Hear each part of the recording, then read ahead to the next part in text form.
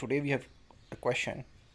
The solubility of salt could be defined as amount in gram of salt in 100 ml water. First of all आपको इस question में solubility की एक definition दी गई है कि सॉलिबिलिटी क्या है. अमाउंट है ग्राम में इन 100 ml, right. Calculate the solubility. अब ये चीज़ जो अमाउंट हो ग्राम में और 100 ml में हो, ये चीज़ आपने कैलकुलेट करके देनी है. ऑफ द सैचुरेटेड सोल्यूशन, एक सैचुरेटेड सोल्यूशन है किस चीज़ का, NaCl का. When the free energy is, ये फ्री एनर्जी क्या है, it's a Gibbs free energy. So Gibbs free energy आपने यूज़ करनी है और आपने अमाउंट निकाल के देना है. सो जिसकी वैल्यू है -384.1 kilo joule mole. It standard temperature pressure, जो आपने टेम्परेचर प्रेशर वगैरह लेना है वो स्टैंडर्ड होना चाहिए. Okay. So it STP, the temperature is 25 degree. STP पे हम मोस्टली जो है 25 डिग्री टेम्परेचर लेते हैं और उसको आप 273 ऐड करके जब कैल्विन में कन्वर्ट करेंगे तो ये हो जाएगा आपके पास 298 kelvin. We have to calculate the KSP solubility. KSP की वैल्यू हमें पहले कैलकुलेट करनी होगी. So delta G is equals to -384 kilogram पर मोल. आई थिंक ये जो है किलोग्राम पर मोल था, जो ऊपर आपने ऊपर मिस्टेक की थी. आर की वैल्यू हम लेंगे 8.314 एंड देन यहाँ पे इसको सब्स्टिट्यूट कर दें. सो जब आप इसको यहाँ पे सब सब्स्टिट्यूट करेंगे तो आपके पास फाइनल जो है वो जो रिज़ल्ट आएगा वो KSP का आ जाएगा आफ्टर कैलकुलेशन 1.17. अब ये कैलकुलेशन सिंपल है. ये जो आपके पास इधर जो भी चीज़ लिखी हुई है इसके नीचे इन नंबर्स को आप डिवाइड में ले जाएं एंड देन यहाँ पे ln है. इस ln के लिए एक्सपोनेंशियल बोथ साइड लिया जाएगा. सो जब आप एक्सपोनेंशियल बोथ साइड लेंगे तो आपके पास KSP की वैल्यू आ जाएगी. फर्स्ट ऑफ ऑल ये वैल्यूज़ जो हैं वो इसके नीचे आ जाएंगी डिवाइड में यहाँ पे, राइट. तो इस साइड पे आपके पास क्या बचेगा, ln KSP.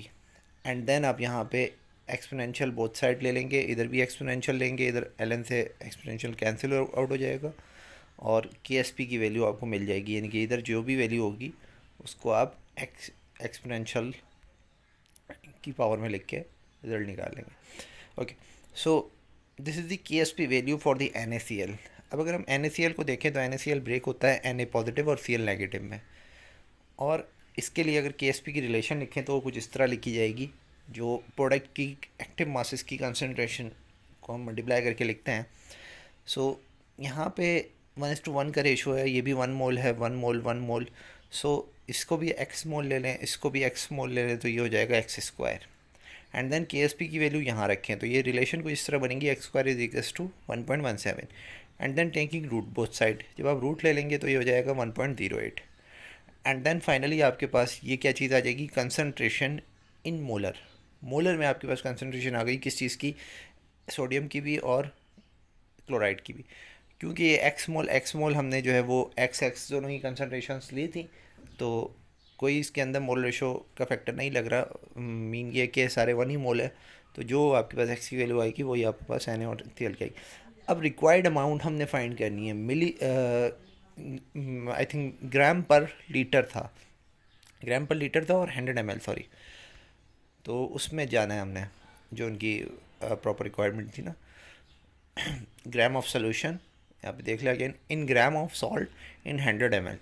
तो अब मोलैरिटी को अगर हम बाय डेफिनेशन लिखें तो मोलैरिटी का क्या मीनिंग होता है, तो molarity is defined as. So first of all अगर आप इसके अमाउंट की तरफ जाना चाहते हैं, इसको ग्राम पर मोल ग्राम पर लीटर में लेके जाना चाहते हैं तो उसके लिए क्या करना पड़ेगा. तो ये आपके पास मोलैरिटी आ गई.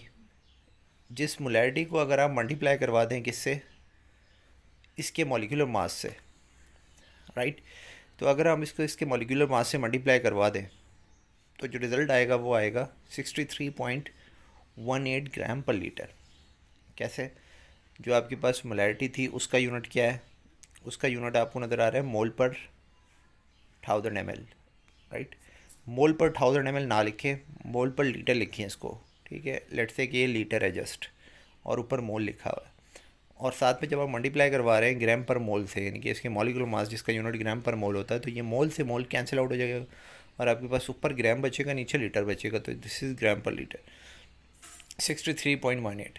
अब 63.18 ग्राम पर लीटर का मीनिंग ये होता है कि आपके पास 63.18 ग्राम है, किस में, 1000 ml में। 1000 ml में अगर इतने हैं तो 100 ml में निकालने के लिए क्या करना पड़ेगा, बोथ साइड डिवाइड बाय 10 कर दें। अगर आप बोथ साइड डिवाइड बाय 10 करेंगे तो इधर जो है वो आपके पास 10 से डिवाइड हुआ और इधर भी 10 से डिवाइड हुआ, तो इधर आपके पास एक ज़ीरो कैंसिल हो गया और इधर एक पॉइंट डेसिमल जो है वो यहाँ से उठ के यहाँ चला गया।